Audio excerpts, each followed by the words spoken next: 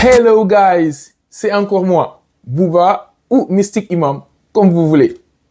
On est aujourd'hui encore une fois sur un nouveau numéro pour parler de Fantasy Premier League Sénégal.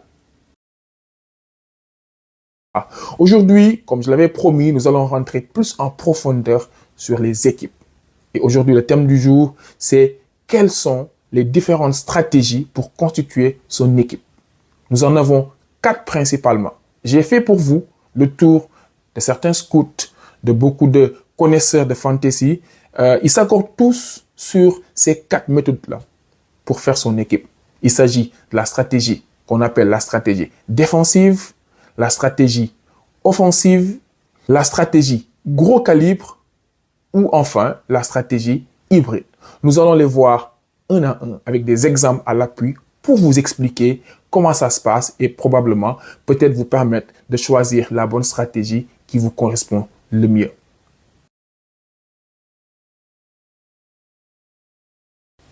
Alors, la première stratégie, qu'on appelle la stratégie défensive, elle consiste à prendre les VIP en défense. En gros, on parle de 6 défenseurs, dont le gardien, bien entendu. Donc, les 5 défenseurs plus le gardien sont tous des VIP. Et souvent considéré comme un joueur VIP, un joueur qui coûte à partir de 5,50, voire 6. Donc, cette stratégie consiste à faire son équipe en partant de la défense, en choisissant les meilleurs défenseurs, donc naturellement les défenseurs les plus chers. Comme vous le voyez ici, nous avons les défenseurs, on va dire, les plus chers du jeu. Trent Alexander-Arnold, Trippier, et des défenseurs qui, à ce moment-là, coûtent 5,50, voire même 6. Il s'agit de White, de Shaw, de Chilwell. Sur cet exemple-là, ça peut être d'autres joueurs, mais l'idée ici, c'est de démarrer déjà avec un gardien qui coûte 5,50 comme Ederson, ça peut être Ramsdale, ça peut être Alisson de Liverpool, mais l'idée, c'est d'avoir une défense qui est, on va dire, remplie de VIP. Alors, ça présente des avantages et des inconvénients. L'avantage ici, c'est que en ayant des défenseurs, on va dire VIP, parce que généralement, c'est des défenseurs qui déjà sont très chers. Ils sont très chers, pourquoi? Parce que généralement, ils sont plus prompts à apporter des points, que ce soit des assists, que ce soit des buts, ou que ce soit ce qu'on appelle des BPS, donc ce qui est en fait la somme de ce qui va conduire à avoir le bonus dans le jeu. Et généralement, ça se traduit généralement par un défenseur qui, au-delà de défendre, donc ne pas prendre de but, naturellement, également participe beaucoup à l'effort offensif de son équipe. Il touche beaucoup de ballons, il fait beaucoup de centres, il prend les coups de pied arrêtés, il fait des passes, etc., etc. Donc, tous ces éléments-là, justement, naturellement, font que tel défenseur est plus cher qu'un autre. Donc, la stratégie défensive consistera à aller choisir ces défenseurs-là. Si on prend l'exemple de Trent Alexander-Arnold, il prend les coups de pied arrêtés. Généralement, les corners côté opposé, c'est lui qui les prend. Robertson prend souvent les corners également côté opposé. Les coups de pied arrêtés, quand c'est des coups de pied arrêtés, on va dire souvent lointains, généralement c'est Arnold qui les botte. Quand c'est des coups de pied arrêtés plutôt proches, il est toujours avec Salah. Donc potentiellement, il les tire, potentiellement Salah les tire. Mais en fait, c'est un défenseur qui a beaucoup de propension à aller de l'avant, donc naturellement à faire soit des passes, donc des assists, soit marquer des buts. Donc cette stratégie-là consiste à sélectionner ces joueurs-là. C'est le cas de Trippier, c'est le cas de Chilwell, c'est le cas de Shaw, c'est le cas de White. C'est des latéraux, comme vous le voyez, c'est des latéraux qui sont extrêmement offensifs. Donc cette stratégie-là, l'avantage, c'est que tu as beaucoup plus de chances d'avoir des défenseurs qui marquent des buts. Et donc du coup, accessoirement, s'ils arrivent, comme ils sont dans de grandes équipes, s'ils arrivent à faire un CS, donc un clean sheet, ça te fait en fait un double avantage. L'inconvénient, naturellement, quand on investit sur des défenseurs très chers, là pour le coup ici, comme on le voit, ces 6 défenseurs-là, c'est environ 40 millions d'euros. Donc 40 millions sur 6 défenseurs, il va te rester à peu près 9 joueurs à aller chercher avec 60 millions d'euros. Quand on sait que Haaland coûte 14, Salah coûte 12, ça devient très très difficile en fait d'avoir des VIP en attaque et au milieu. Donc l'inconvénient, quand on fait ça, c'est qu'on a moins d'options dans le milieu. Ici, il s'agit de la stratégie offensive. C'est tout le contraire de la stratégie défensive. Comme vous le voyez ici, le principe, c'est d'avoir des défenseurs qui ne dépassent pas 4,50. Donc, c'est tout le temps des défenseurs à 4 ou au maximum à 4,50. Sur cet exemple-là, comme vous le voyez, on a Botman 4,50, Wan-Bissaka 4,50, Tyrone Mings 4,50, Pickford 4,50. Et sur le banc, comme vous le voyez, on a des joueurs à 4. On a Baldock et puis on a également un autre joueur à 4. D'accord? Donc là, en faisant ça, on se retrouve à avoir 4,50, 4,50, 4,50. 4 fois, ça fait 18. Plus 4 deux fois, ça fait moins de 30. Environ 25 millions d'euros qu'on a dépensé sur 6 jours. Ça reste 75 millions d'euros sur des joueurs offensifs. Donc c'est ça qu'on appelle la stratégie offensive.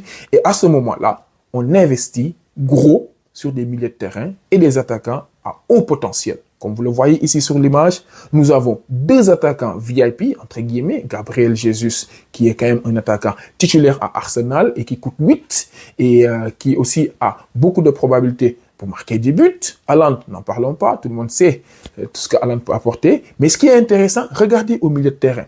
On a quasiment 5 joueurs VIP. VIP dans le sens où c'est souvent des joueurs titulaires indiscutables, souvent des joueurs qui ont les coups de pied arrêtés ou les pénaltys, ou les deux.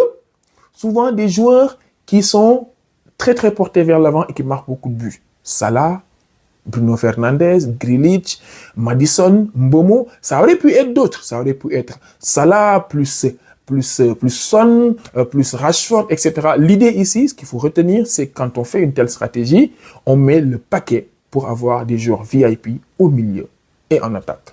Les avantages, naturellement, on en a parlé, c'est on a plus de chances de marquer des buts parce qu'on va se retrouver avec 7 joueurs à vocation offensive qui sont tous potentiellement des joueurs à but ou des joueurs à passe. Donc, c'est ça l'avantage d'une telle stratégie.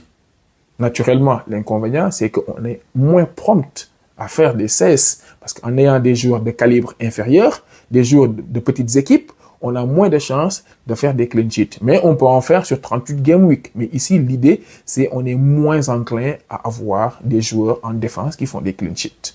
Donc, cette stratégie-là, voici les avantages et les inconvénients. Troisième stratégie.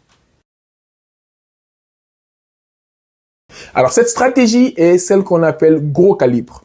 Gros calibre dans le sens où on choisit d'abord et avant tout, une fois qu'on a notre pitch vide, avec 15 joueurs donc vides, la stratégie veut qu'on aille d'abord chercher 3 ou 4 gros calibres qu'on positionne déjà. Les gros calibres, ça va être, comme vous le voyez sur l'image, Haaland, 14, Salah, 12,50, Harry Kane, aussi 12,50, et De Bruyne, pareil. Donc, on a 4 joueurs qui dépassent les 10, voire les 12. Alors, naturellement, une fois qu'on positionne ces 4 joueurs-là, on est aux alentours de 45, voire 50.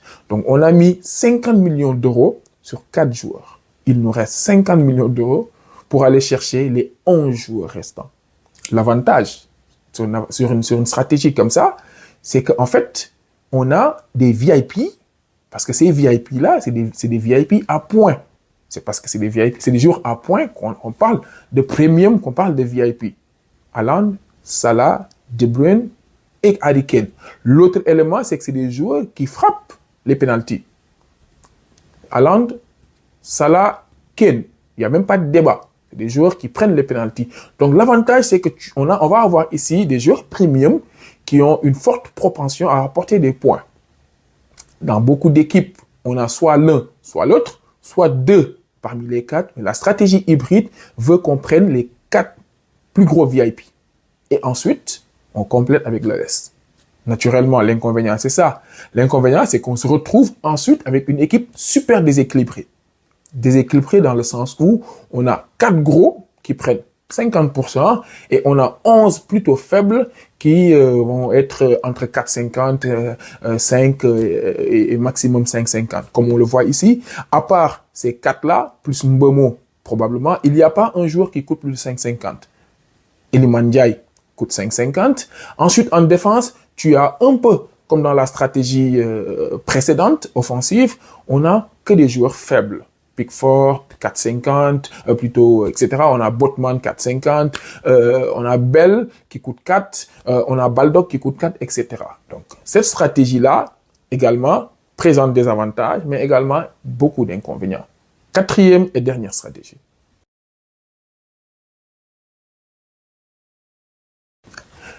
Alors, la dernière stratégie, c'est ce qu'on appelle la stratégie hybride, la stratégie équilibre. Cette stratégie, elle prend tout ce qui est bien dans chaque stratégie pour l'apprendre. En gros, on va avoir un équilibre en défense, un équilibre au milieu et un équilibre en attaque. C'est-à-dire qu'on essaiera d'avoir un premium sur chaque ligne. Sur l'exemple qui est proposé ici, on a Trippier plus Ramsdale qui coûte plus de 5,50. Rappelez-vous, un joueur est premium si et seulement si il coûte à partir de 5,50 voire 6. Donc en défense, on a déjà 2 joueurs premium. Ensuite, on complète avec des joueurs, on va dire plutôt moyens. Des joueurs de 4,50 voire de 4. Ici, on a Wan-Bissaka et on a Mitchell de Crystal Palace.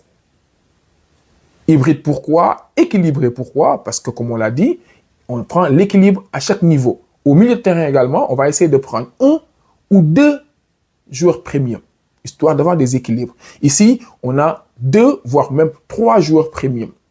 Et peut-être même 4. Parce que si on arrive aujourd'hui à considérer au milieu un Momo, il peut quelque part être considéré en fait comme un joueur plutôt premium.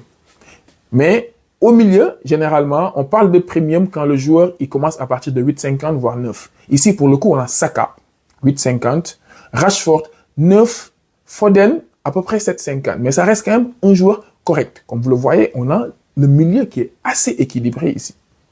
En attaque, on va avoir pareil.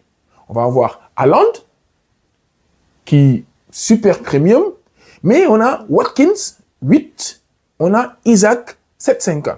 Finalement, on a en fait de l'équilibre sur chaque ligne.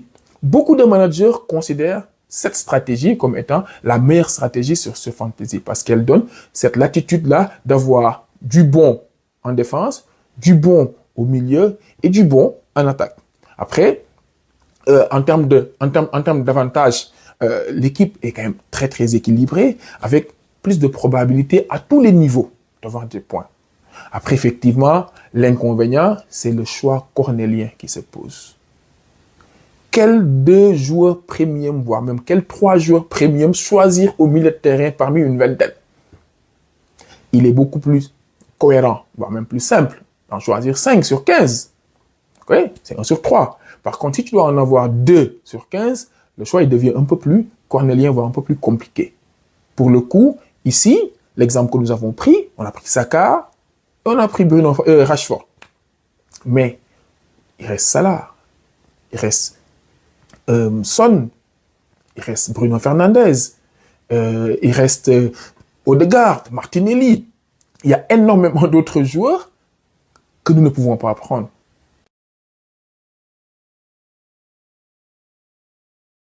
Voilà, vous voyez maintenant les différentes stratégies qui existent dans le choix des équipes. J'ai réalisé un petit bench très rapide auprès de beaucoup de managers pour un peu voir quelle est en fait la stratégie qui est adoptée.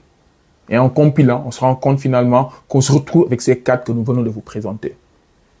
Vous en utilisez sûrement déjà une, sans ou en le sachant. Mais il est clair qu'il n'y a pas une bonne, voire une mauvaise stratégie.